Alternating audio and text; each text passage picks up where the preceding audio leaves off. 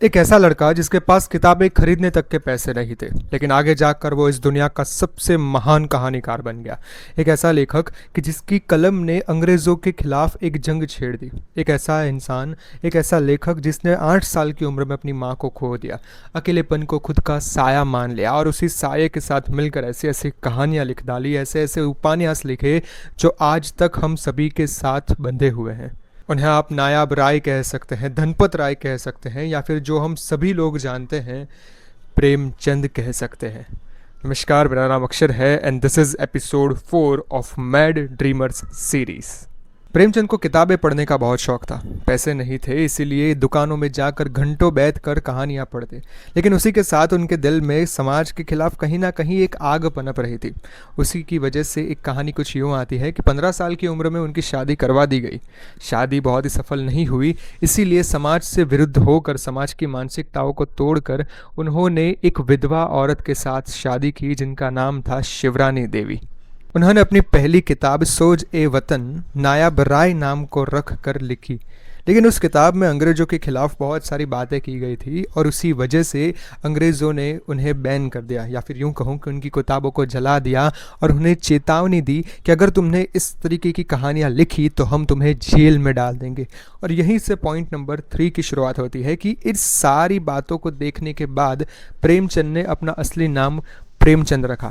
उस समय अधिकांश लेखक राजाओं की कहानियां लिखते थे, प्रेम की कहानियां लिखते थे, लेकिन प्रेमचंद ने उन सभी चीज़ों को छोड़कर गरीब, बेरोजगार, एक अछूत, औरतों और ऐसी सारी कहानियां लिखी जो समाज के आईनों के पीछे दब जाती है, या फिर यूं कहूं कि समाज के प्रकाश के पीछे जो अंधकार दब जाता है, उस अंधकार को लिखने का काम प्रेमचंद ने किया।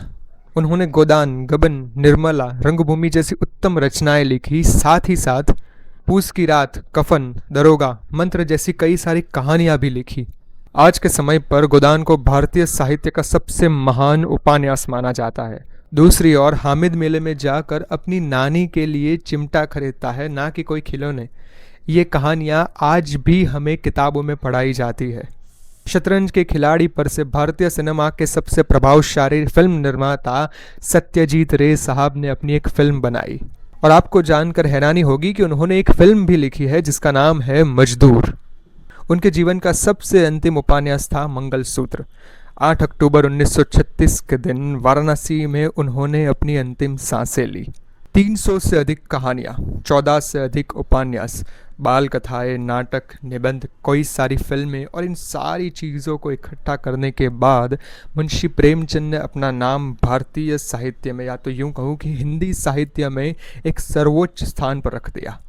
और सबसे मज़ेदार बातें तो ये थी कि वो लोगों को देखकर अपने पात्रों को लिखते, उनको ध्यान से देखते, वो क्या करते हैं, उनके अंदर क्या चल रहा है। इसी वजह से गरीबी, बेरोज़गारी, एक स्त्री, एक बच्चे, जितनी भी कहानियाँ हैं, जितनी भी चीज़ें, जितने भी, या तो यूँ कहूँ कि हमारी अंदर पनप रही हर वो कहानियों को उन्होंने किताबों पर उतार दिया। उसके सबसे बड़ा कारण यही था कि वो लोगों को ध्यान से देखते। उन्होंने अपनी लेखन शैली द्वारा गरीबों को एक नई गहराई दी थी, इसीलिए आज भी हम मुंशी प्रेमचंद को इतना पढ़ते हैं, इतना सराहते हैं। यही थे हमारे एक मैड ड्रीमर मुंशी प्रेमचंद। आप मुझे बताइए कि आपने मुंशी प्रेमचंद की कौन सी कहानियाँ पढ़ी हैं, या फिर कौन से उपन्यास पढ़े हैं, और वो आपको पसंद है तो फिर इतने क्यों पसंद है। मैं आपको मिलूँगा कल एक 5वें एपिसोड के साथ। तब तक के लिए बाय, गॉड ब्लेस यू।